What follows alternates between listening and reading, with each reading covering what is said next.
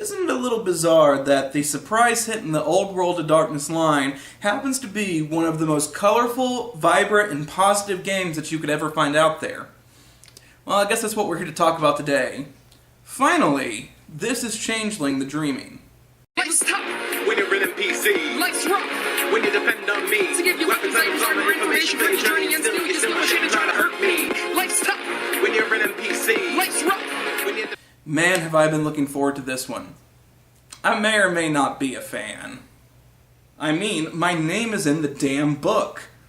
But I digress from the review. When the original World of Darkness line was running, you had your big three games: Vampire, Mage, and Werewolf. The other games in the franchise, Wraith, Changeling, Hunter, Demon, and Orpheus, were somewhat secondary as far as subsidiary books and titles were concerned. Then, Kindred of the East and Mummy were simply subsidiary games to the other games. As it stood, Vampire, Mage, and Werewolf were their safety games.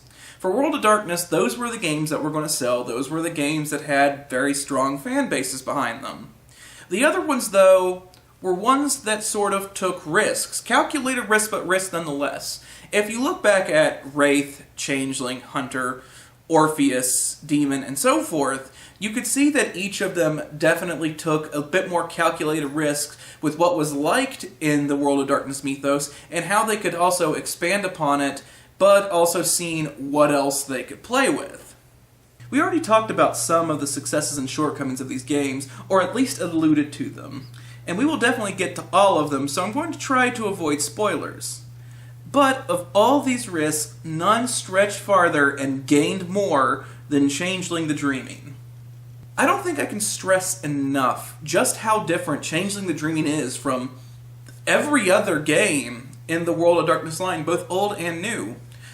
World of Darkness always tries to surround itself by different types of punk. Gothic punk, modern punk, different styles of horror. They almost all tend to have a very drab color affair, which means that you have a lot of blacks, you have a lot of grays, you have a lot of dark blues. The settings tend to be gritty, they tend to be grimy, they tend to be horror, gothic, they tend to be very dark. That's the purpose of World of Darkness. Darkness is in the damn name.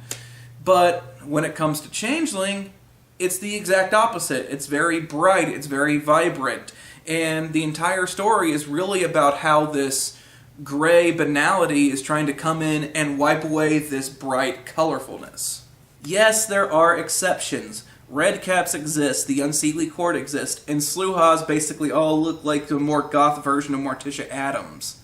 But if you just open a Changeling book and compare them to all the other books in the World of Darkness line, there is absolutely no contest. This thing is bright, it's vibrant, it sets itself apart from everything else. All things considered, Changeling the Dreaming should be the sore thumb. It should be the one that sticks out. It should be that one that is always remembered for being that weird, different experiment that didn't work out. But it's not. It's absolutely not. It's one of the best games in the World of Darkness line, both old and new. It is a phenomenal game.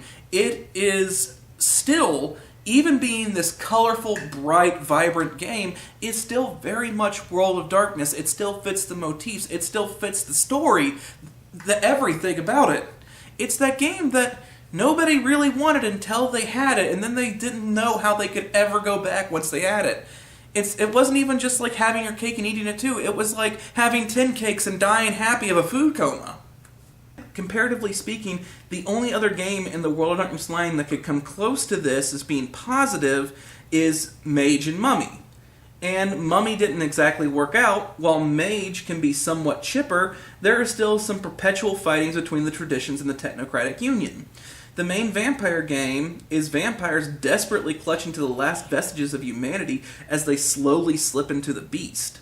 Werewolf is fighting a losing battle against the ennui of time and the death at the hands of chaos. Hunters are constantly being shunned for being outsiders and ruined by the same people that gave them the powers to begin with. Demons are fallen fucking angels. Changeling? Besides the Seelie and Unseelie courts having a bit of a tuffle, the main crux of the game is not losing yourself to the banality of life.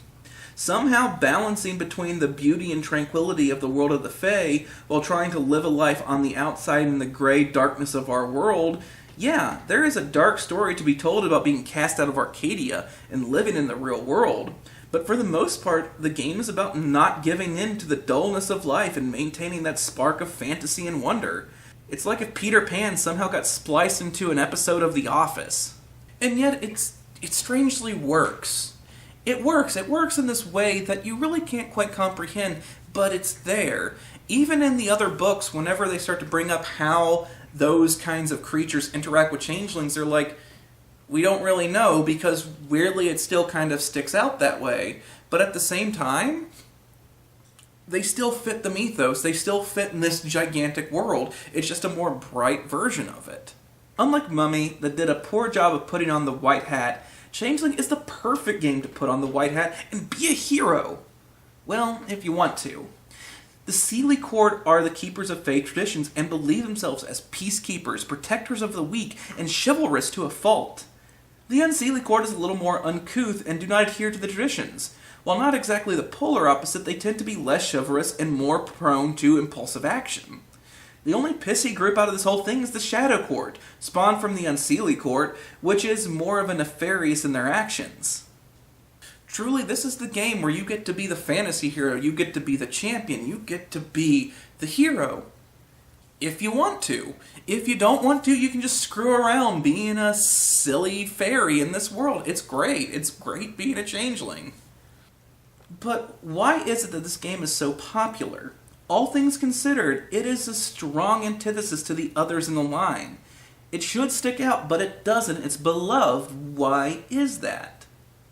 This one might be more speculation than anything, but if I were to venture a guess, I think sometimes we just want something a little different. I mean, yeah, World of Darkness is fantastic, don't get me wrong, it's one of my favorite games. But let's be honest, it can certainly be a downer from time to time, especially if you play it with the dark and hardcore storylines. Changeling is kind of a step away from that. It almost feels like a respite where you don't have to worry about murder, death, cosmic destruction. And all you really have to do is just try to focus on not losing your spark and not losing your what it means to be a changeling in a horrible and gray world like the one that we live in. There isn't much to say about this other than it's a massive crit.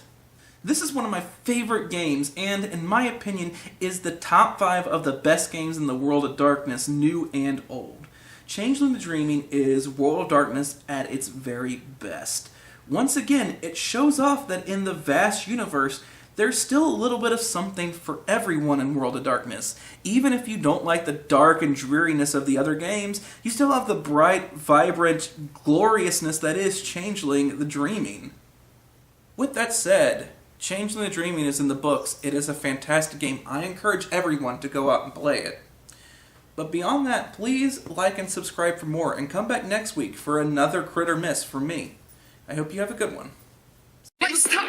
When you're in PC. Life's rough. When you depend on me. To give you Weapons weapons, and armor, armor information.